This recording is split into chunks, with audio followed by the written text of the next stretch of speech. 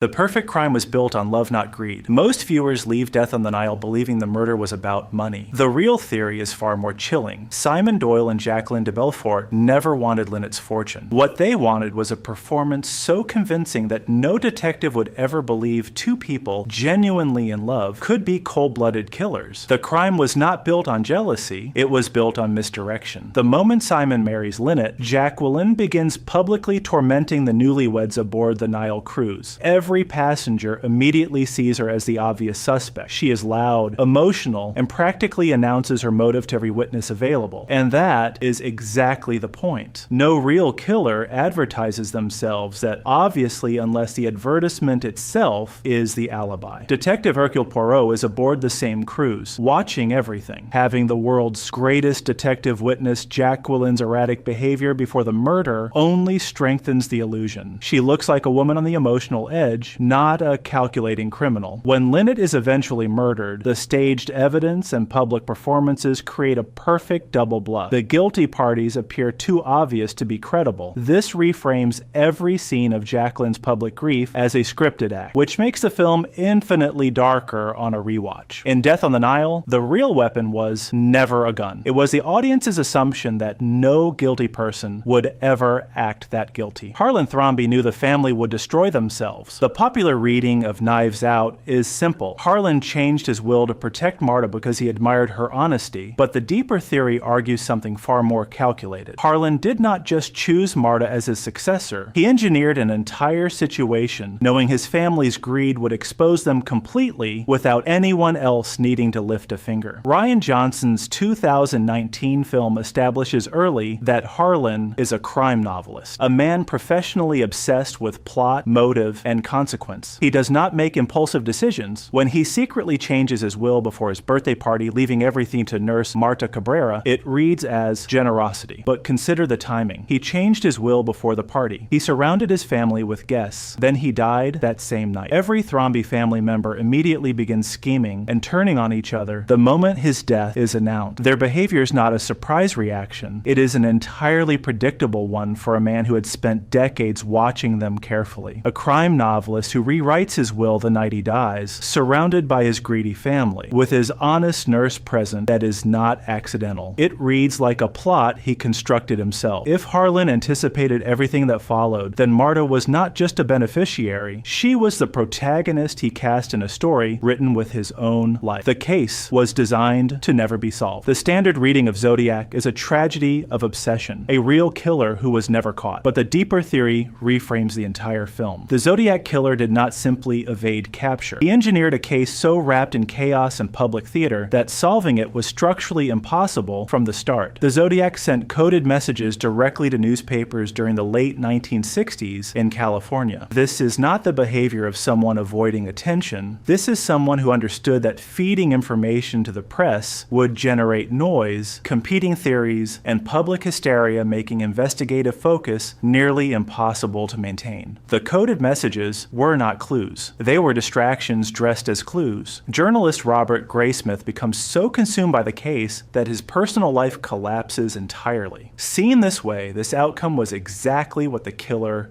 intended. Every letter, every cipher, every taunting message was designed to redirect energy away from actual police work. A killer who taunts the press and operates across different counties is not being reckless. He is managing the narrative. If the Zodiac engineered his own mythologization, then every book written, every documentary produced, and every theory generated is exactly the legacy he designed. His identity has never been officially confirmed. According to this theory, that was always the entire point. Shutter Island. Andrew Lettis chose to lie because the truth was unbearable. Shutter Island is widely understood as a twist film. U.S. Marshal Teddy Daniels is actually patient Andrew Lettis. But the theory that changes everything is not about the twist itself. It is about the final scene. Andrew does not forget the truth after therapy. He remembers it. And then he chooses the delusion deliberately because living as Teddy Daniels is more bearable than existing as the man who destroyed his his own family. At Ashcliff Hospital, doctors reveal that Teddy is Andrew Lettuce, a patient, not an investigator. The revelation appears to be a breakthrough. Andrew seems lucid and at peace the following morning. Then he calls his psychiatrist by a fictional name and slips back into the Teddy Daniels persona. Most viewers read this as a relapse. The theory reads it as a decision. Andrew asks something in that final moment that the theory hinges on entirely. He asks which would be worse, to live as a monster or to die as a good man. He is not confused. He is chosen. He accepts the lobotomy knowingly because the alternative is carrying full conscious awareness of what he did. A man who processes the truth and then voluntarily retreats from it is not broken. He is making the only choice that allows him to survive. The lobotomy is not a punishment. According to this theory, it is a mercy Andrew requests for himself. The verdict was an act of collective justice murder on the Orient Express, has one of the most famous twists in detective fiction. Passenger Edward Ratchett is murdered on the train. Poirot investigates, and then the answer arrives, not as a surprise, but as a moral earthquake. Every suspect on the train was connected to the Armstrong family. Ratchett was actually child kidnapper Cassetti, the man responsible for the kidnapping and death of young Daisy Armstrong years earlier. The theory's not about who did it. Everyone did it. The theory's about what Poirot's final decision reveals about justice itself. Poirot identifies the truth completely. He knows every passenger participant, and then he chooses to present an alternative explanation to the authorities protecting all of them. For a detective whose entire identity is built on uncovering truth, this decision is staggering. This idea suggests Poirot does not experience this as a moral failure. He experiences it as the only just outcome available in a world where the legal system had already failed the Armstrong family once before. Cassetti escaped punishment through wealth and legal manipulation. The passengers were not murderers by nature. They were people abandoned by justice who built their own. Poirot's silence is not a weakness. It is a deliberate statement that there are moments when truth and justice are not the same thing, and a great detective must know the difference. The Da Vinci Code, the greatest secret was hidden in plain sight. The Da Vinci Code opens with a murder inside the Louvre Museum. From that first scene, the film establishes its central obsession. The most dangerous secrets in history are not locked in vaults. They are painted on walls, carved into architecture, and displayed openly in places millions of people visit every year without ever truly seeing what is in front of them. Harvard symbologist Robert Langdon is pulled into the investigation and discovers the victim left clues connected directly to Leonardo da Vinci painting. The theory driving the entire film is that the secret society known as the Priory of Sion has spent centuries protecting a devastating truth that the Holy Grail is not a physical cup, but the bloodline of Jesus and Mary Magdalene, hidden and protected across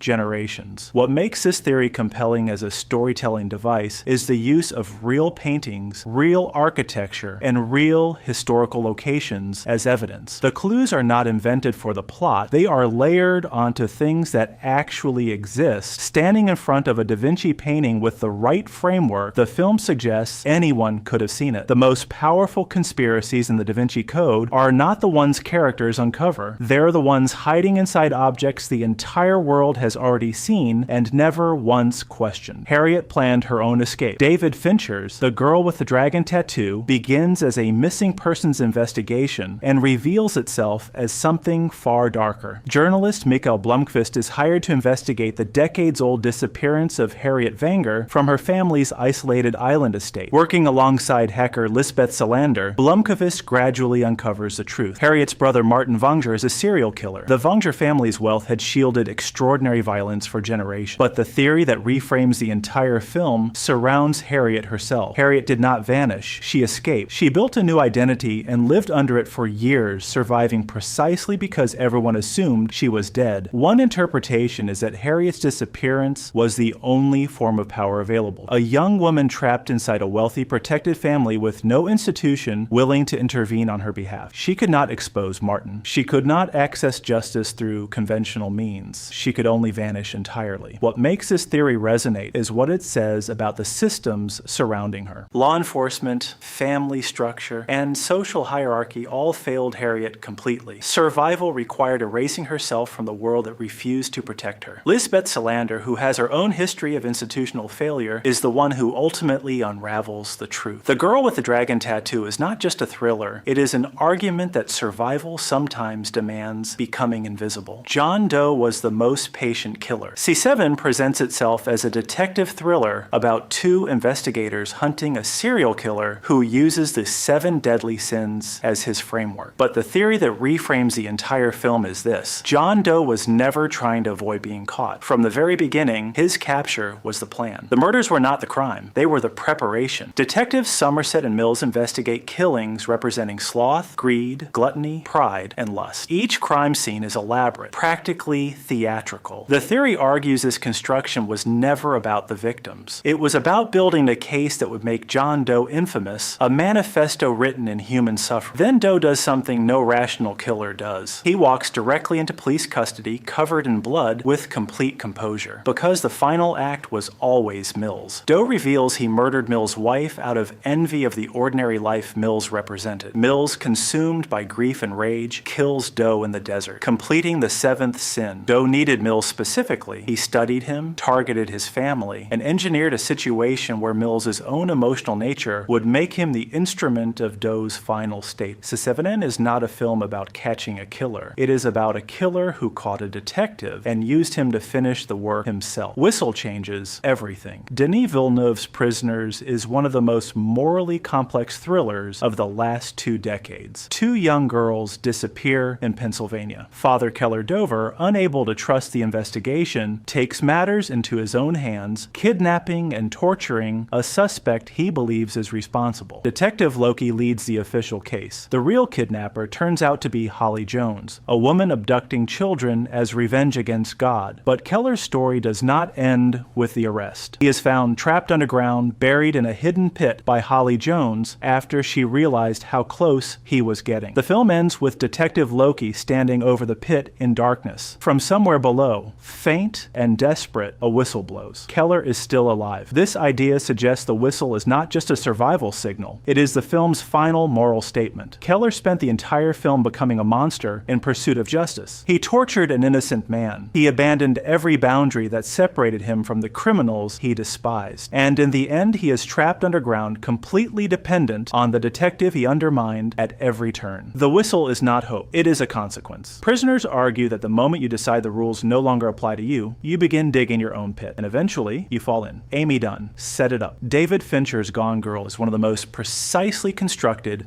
psychological thrillers in modern cinema. Amy Dunn disappears on her 5th wedding anniversary. Her husband Nick becomes the immediate suspect. The media ignites. Then the film reveals Amy's alive. She faked her disappearance to frame Nick for her murder. The theory pushes further than the twist itself. Amy did not plan this after things went wrong. The evidence suggests she began constructing the frame long before the disappearance. She staged evidence methodically. She wrote a fake diary designed to make Nick appear controlling and abusive, building a portrait of a dangerous husband across months of fabricated entries. Every detail of her vanishing was choreographed with the precision of someone who had been rehearsing it for a very long time. Amy Dunn is the film's most honest character, not because she is good, but because she is the only one who fully acknowledges what she is doing and why. Nick performs innocence. The media performs outrage. Amy performs victimhood. But Amy alone knows she is performing. Gone Girl is not really a mystery about what happened to Amy Dunn. It is a film about a woman so intelligent and so enraged that she turned her own disappearance into the most controlled act of her entire life. The crime was not impulsive. It was the most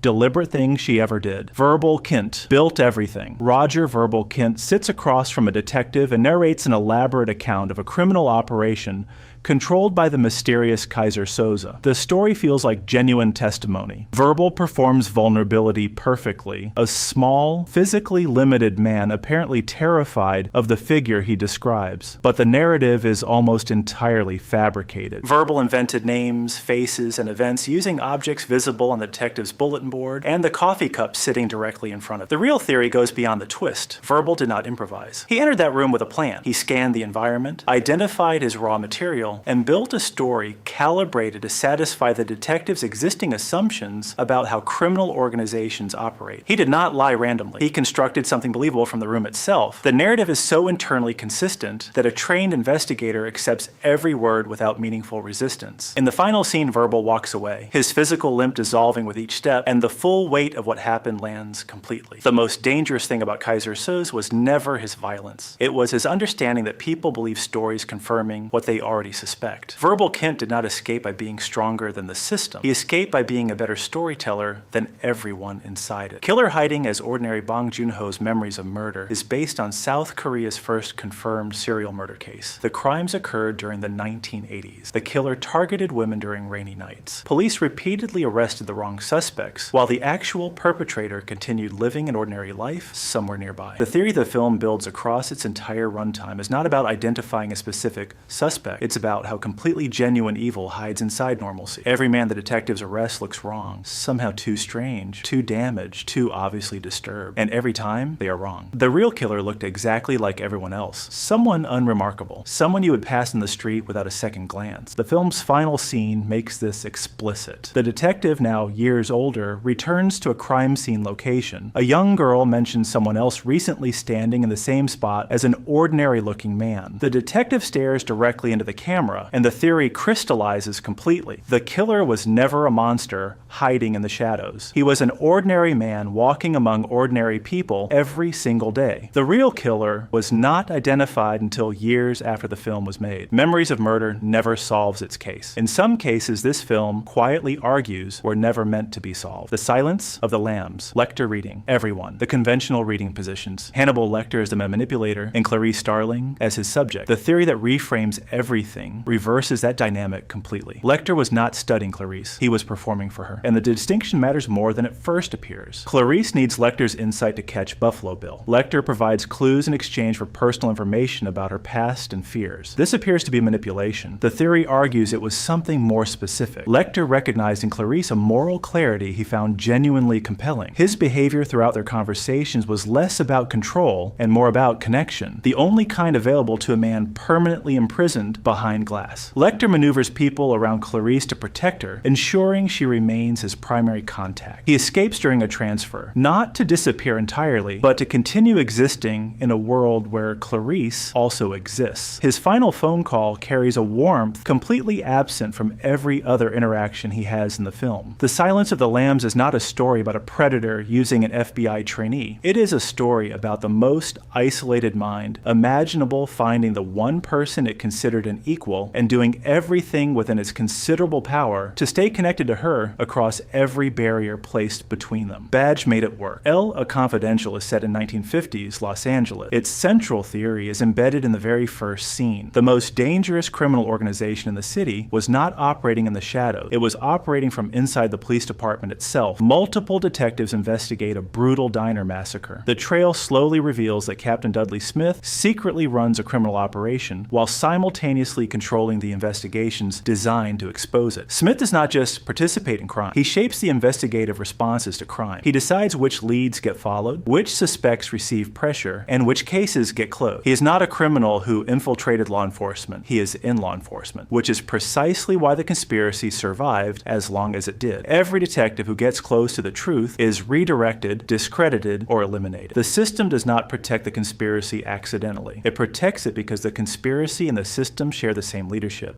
Smith represents institutional power so deeply embedded it becomes immune to accountability from within. This movie is not about solving crimes. It is about what happens when the institution designed to pursue justice decides protecting its own power matters more. The badge in this film is not a symbol of authority. It is the conspiracy's most effective weapon because nobody questions the man holding it until the damage is already irreversible. Power shielded Noah Cross. Roman Polanski's Chinatown is one of cinema's most perfectly constructed noirs. Private investigator Jake Gittes investigates a water scandal in Los Angeles corporate manipulation surrounding the city's water management system. The trail leads to wealthy businessman Noah Cross, who has been manipulating land purchases and water supply for enormous personal profit. The theory is not complicated. It is devastating in its simplicity. Noah Cross will not face consequences, not because the evidence is insufficient, not because Gittes fails as an investigator, but because Cross exists at a level of wealth and power where consequences simply do not reach. Every institution that might hold him accountable is owned, influenced, or intimidated by him. The closing line, forget Jake, it's Chinatown is not geographical. It is philosophical. Chinatown is any place where the gap between what is right and what will actually happen is so vast that fighting it causes its own destruction. Gittes does everything correctly. He finds the truth. He identifies the guilty party, and it makes no difference whatsoever. Chinatown solves the case completely and still ends in total defeat, not because the detective failed, but because Noah Cross understood something Gittes never fully accepted. At a certain level of power, guilt and consequence simply stop being connected to each other. Child was the danger. James Mangold's identity follows 10 strangers stranded at a remote motel, killed one by one in a narrative taking place entirely inside the mind of a murderer with dissociative identity disorder. Doctors attempt to eliminate the killer personality through emergency therapy. A man faces execution. Neutralizing the violent personality might change his fate entirely. The theory concerns which personality was actually dangerous. Throughout the film, the threat is framed as an adult personality, violent, calculating, hidden among the guests. The doctors believe they successfully eliminate it. The crisis appears resolved. Then the child personality, presented throughout as innocent and vulnerable, commits another murder in the film's final moments. Identity was never really about dissociative identity disorder as a clinical subject. It was about the specific danger of underestimating vulnerability as performance. Every adult personality was scrutinized and analyzed. The child was protected by the assumption of innocence, an assumption the film weaponizes completely. The killer personality survived because it wore the one face nobody thought to question. Identity's final image reframes every moment of apparent innocence before it. It asks one question the film deliberately refuses to answer. How many times do we miss the real threat because we are too focused on the obvious one? The child was never the victim of this story. It was always its author. Genius spotted the fraud. Rian Johnson's Glass Onion returns Detective Benoit Blanc to another gathering of wealthy suspects assembled by billionaire Miles Braun on his private island for a murder mystery party. A real murder occurs, and Blanc is already several steps ahead before anyone else realizes what is happening. The theory the film is most explicitly interested in is this: Miles Braun is not a genius. His reputation and his entire public identity were built on stolen ideas. He took a business concept from Andy Brand, his former partner, and constructed an empire while systematically destroying her ability to prove the theft. Everyone in his inner circle either benefited from the fraud or helped sustain it. Blanc sees through Braun immediately, not because of a single clue, but because genuine intelligence recognizes the specific texture of performed intelligence. Braun surrounds himself with people who need him to be a genius. Their own identities depend on proximity to his supposed brilliance. Blanc carries no such investment, so he sees clearly what everyone else chose not to. Glass Onion argues the most effective protection fraud has is the audience's desire to believe in it. People wanted Miles Braun to be exceptional because exceptional people make the world feel more meaningful. Blanc simply never needed the world to be more interesting than it actually was, making him the only person in the room Braun could never fool. Killer wanted an audience. The Bone Collector follows quadriplegic forensic expert Lincoln Rhyme, directing rookie officer Amelia Donaghy through a series of elaborate crime scenes. The killer is revealed to be Richard Thompson, a former police officer whose career was destroyed by testimony Rhyme provided years earlier. The revenge motive appears straightforward on the surface. The theory beneath it reframes Thompson's motivation entirely. Thompson did not design this case to kill Rhyme.